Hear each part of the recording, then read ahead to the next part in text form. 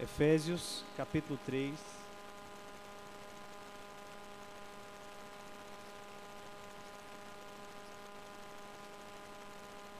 Verso 14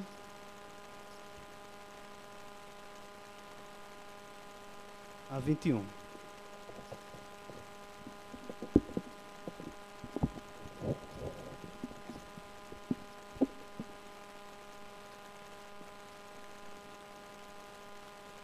Todos acharam? Mesmo assentados, irmãos, mas com toda a reverência à palavra do Senhor, vejamos o que ela tem a nos dizer nessa noite. Por essa causa, me ponho de joelhos diante do Pai, de quem toma o nome toda a família, tanto no céu como sobre a terra, para que, segundo a riqueza da sua glória, vos conceda que sejais fortalecidos com poder, mediante o seu Espírito no homem interior, e assim habite Cristo no vosso coração pela fé, estando vós arraigados e alicerçados em amor, a fim de poderdes compreender com todos os santos qual é a largura e o comprimento e a altura e a profundidade, e conhecer o amor de Cristo, que excede todo entendimento, para que sejais tomados de toda a plenitude de Deus. Ora, aquele que é poderoso para fazer infinitamente mais do que tudo quanto pedimos ou pensamos, conforme o seu poder que opera em nós. A Ele seja a glória na igreja e em Cristo Jesus, por todas as gerações, para todos sempre. Amém. Oremos. Senhor, mais uma vez aqui na Tua presença estamos, Senhor, e queremos Te rogar pelas Tuas misericórdias, Senhor, sobre as nossas vidas nessa noite, Pai. Tu possa, Senhor, por meio do Teu Espírito Santo, aplicar essa palavra ao nosso coração, Senhor. Ó Deus, que possamos, em nome de Jesus, sairmos aqui diferentes, Senhor. Possamos sair daqui desejosos, Senhor, de aplicar a Tua palavra no nosso viver diário, Senhor. Ó Deus, fala os nossos corações essa noite, Pai, pois precisamos, necessitamos, estamos carentes, Senhor, de ouvir a Tua voz por meio da Tua palavra. Me usa conforme a Tua vontade, humildemente eu te peço, no nome de Jesus. Amém. Não sei, irmãos, quantos de vocês aqui que se encontram pararam para pensar um pouco sobre a beleza da igreja. Somos pessoas diferentes umas das outras. Temos profissões diferentes umas das outras. Temos cores diferentes. Dentro da igreja, queridos, há pessoas de outras nacionalidades, de outras culturas e até mesmo de outras línguas. Essa missão dentro da igreja. Queridos, a igreja é constituída de um povo que estava anteriormente sem Cristo, sem esperança e sem Deus no mundo. A igreja é constituída de um povo, como a apóstola carta, que estava longe, mas foi aproximado pelo sangue do Cordeiro de Deus. Cristo, os pais, ele, ambos, gentios e judeus, fez um só povo. Um só povo. E nessa carta, escrita pelo apóstolo Paulo, ele descreve a igreja como sendo a nova humanidade de Deus, que fora escolhida antes da fundação do mundo,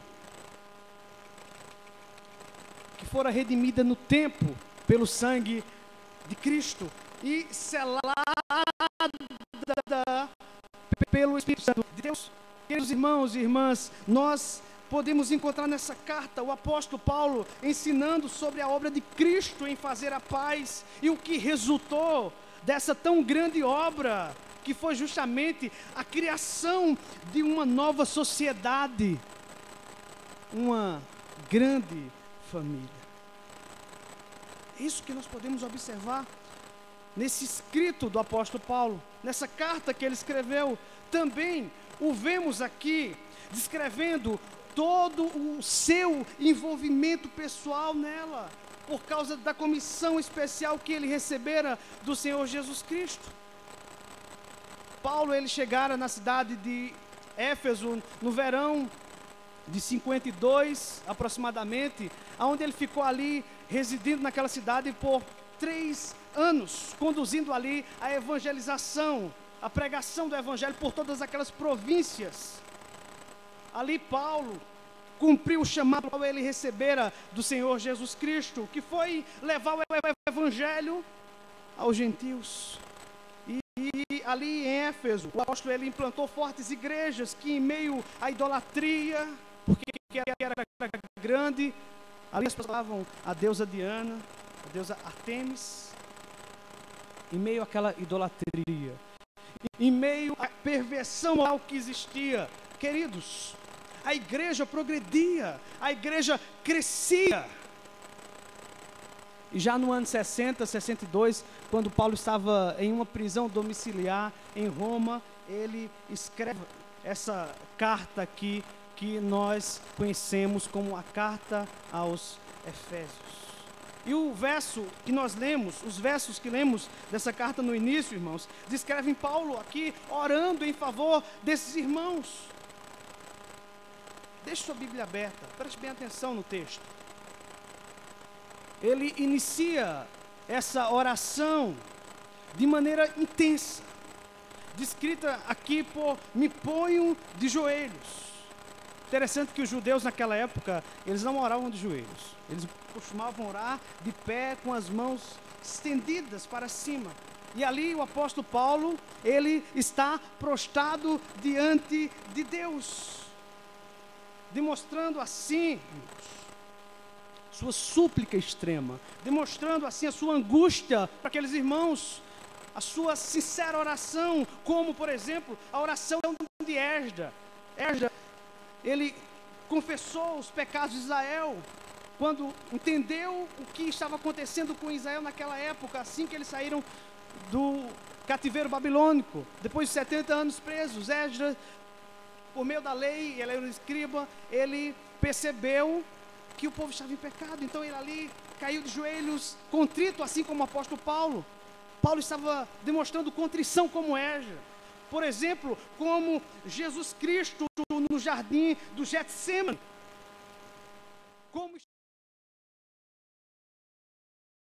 Queridos irmãos, igreja, nós encontramos aqui a seriedade da oração do apóstolo Paulo.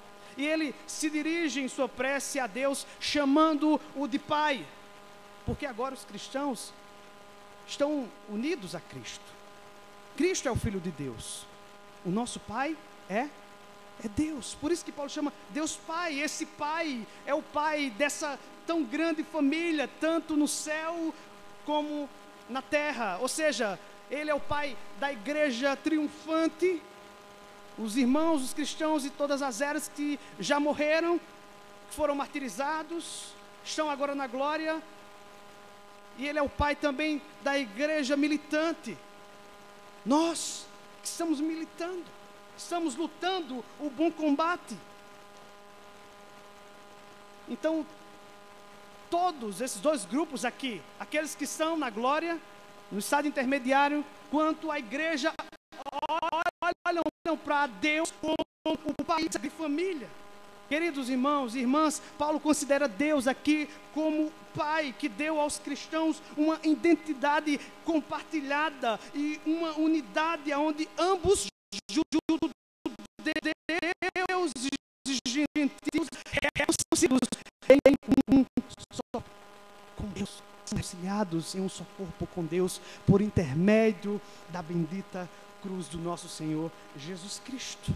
Então, em sua petição, Paulo ora ao Pai aqui, ele pede para que os cristãos possam sentir a realidade dessa unidade que ele descreveu aqui nos capítulos 2 e 3.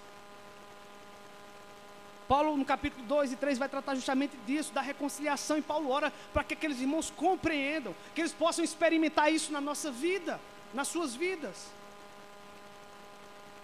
Temas como estes, não estão sendo pregados com frequência dentro da igreja.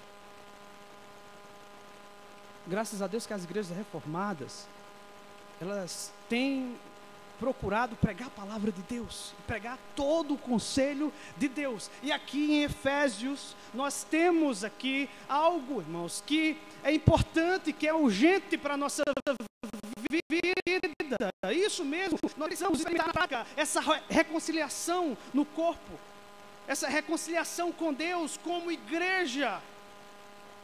E como é que nós podemos fazer isso? De que forma aqueles irmãos do primeiro século, nós do século 21, poderíamos experimentar a realidade dessa unidade no corpo de Cristo? Entender na prática que nós somos só um. Por isso devemos viver em unidade. Então, em primeiro lugar, Paulo, ele ora ao Pai aqui, para que os seus leitores do primeiro século, e nós também estamos aqui hoje, fossem fortalecidos com poder. Repita comigo: fortalecidos com poder.